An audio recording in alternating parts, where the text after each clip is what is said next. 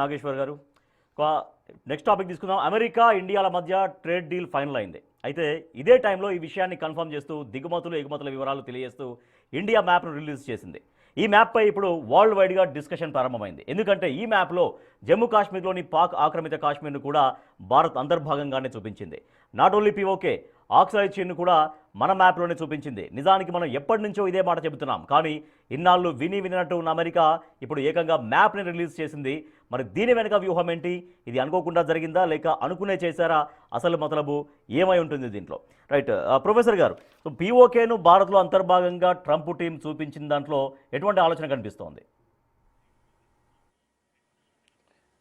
Trump ఆలోచన ఏముంటుంది? పుల్లలు పెట్టడం ఆలోచన తప్ప. మనం దానికి ట్రంప్ చేసిన దానికి ఆనందపడితే రేపు పొద్దున జమ్మూ కాశ్మీర్ తీసుకెళ్ళి మొత్తం పాకిస్తాన్లో కూడా పెడతాడు ట్రంప్. అప్పుడు ఏం చేస్తాం? ట్రంప్ మ్యాప్లకు మనం ఎక్కువ క్రెడిబిలిటీ ఇస్తే ట్రంప్ ఏమైనా చేయొచ్చు. ఇప్పటికీ ఆపరేషన్ నేను ఆపిన ట్రేడ్ వెపన్ ఉపయోగించి అన్నాడు. కాశ్మీర్లో మధ్యవర్తిత్వం చేస్తానన్నాడు. సో ట్రంప్ చెప్పిన దాన్ని మనం సీరియస్గా తీసుకుంటే మనకే ప్రమాదం. ఐ లవ్ పాకిస్తాన్ అంటున్నాడు Trump. So what is the guarantee? రేపు జమ్మూ కాశ్మీర్నే కాదు పంజాబ్ కూడా తీసుకెళ్ళి పాకిస్తాన్లో చూపెడతాడు. అప్పుడు ఒప్పుకుందామా? సో ఇప్పుడు ఒప్పుకున్నప్పుడు ఒప్పుకోవాల్సి వస్తే క్రెడిబిలిటీ ఇస్తే. అందువల్ల ట్రంప్ను పూర్తి కంటెంప్ట్తో డిస్మిస్ చేయాలి. ట్రంప్ మనకు అనుకూలంగా మాట్లాడితే మనం ఏది భుజాలు ఎగురేయద్దు. అది చాలా ప్రమాదకరం ట్రంప్ లాంటి అతనితో డీల్ చేయడం. ఎందుకంటే అమెరికా మనకు డెఫినెట్గా పాక్ ఆక్రమిత కాశ్మీర్ భారత్లో అంతర్భాగం. అది ఇవాళ కాకపోతే రేపైనా పీఓకేను ఇండియాలో ఇంటగ్రేట్ చేసుకోవాల్సిందే. దాంట్లో ఏం డిస్ప్యూట్ లేదు.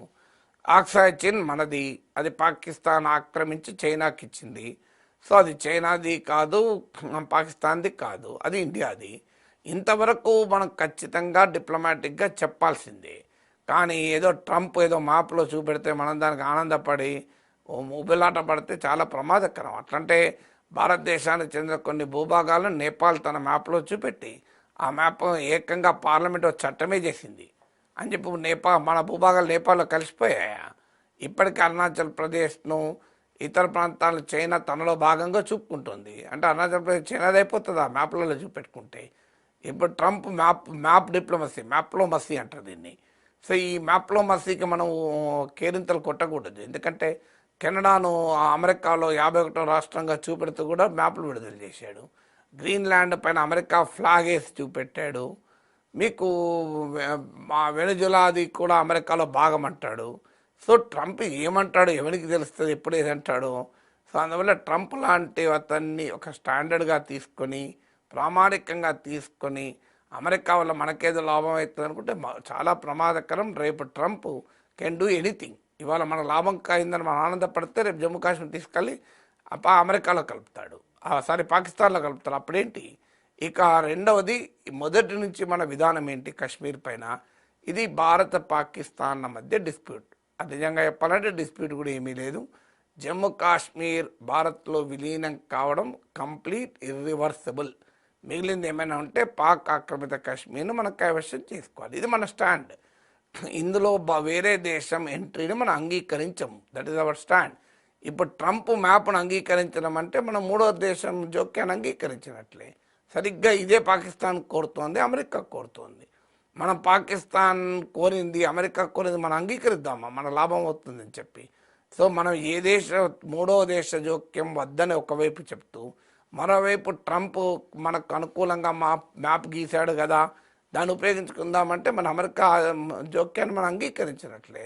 అది చాలా ప్రమాదకరం కదా. సో అందువల్ల ఈ ఇండియాను పాకిస్తాన్ కలిపి హైఫనేటింగ్ అంటారు, రీహైఫనేటింగ్. దాన్ని కూడా మనం మొదటి నుంచి వ్యతిరేకం. America relations with India are not related to Pakistan. పదే పదే అమెరికా ఇండియా రిలేషన్స్లో పాకిస్తాన్ తీసుకొస్తే ఇండియాను పాకిస్తాన్ హైఫనేట్ చేయడం అవుతుంది. దానికి మనం వ్యతిరేకం. సో ఇంత క్లియర్గా మనం వ్యతిరేకంగా ఉన్న అంశాలు ఉండగా ఏదో ట్రంప్ ఏదో మ్యాప్ గీశాడని ఆ మ్యాప్లో మనకు ఉపయోగం ఉందని మ్యాప్లో ఉంటే ఏమొస్తుంది? రేపు నిజంగానే మనం పాకిస్తాన్లోని పీఓకేలో ఆక్రమించుకోవటానికి మోడీ ప్రభుత్వం సైన్యం పంపుతాడు. ట్రంప్ ఊరుకుంటాడా? అమెరికా మన మద్దతు ఇస్తుందా? పోనీ మద్దతు ఇవ్వకపోయినా మంచిదా? మౌనంగా ఉంటుందా? ఏమంటాడు? న్యూక్లియర్ వార్ అయ్యే ప్రమాదం ఉందని నేను ఆపుతా అని చెప్పి ముందుకు వస్తాడు. So let us be very clear. Terrorist స్థావరాలను అటాక్ చేస్తేనే యుద్ధం ఆపమన్నాడు.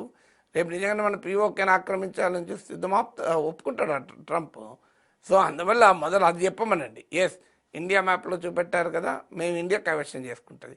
లేదా అమెరికా సపోర్ట్ ఇట్. ఇప్పుడు ఇరాన్ పైకి, వెనుజులా పైకి యుద్ధ విమానాలు పంపాడు కదా, పాకిస్తాన్ పైకి కూడా పంపమనండి యుద్ధ విమానాన్ని.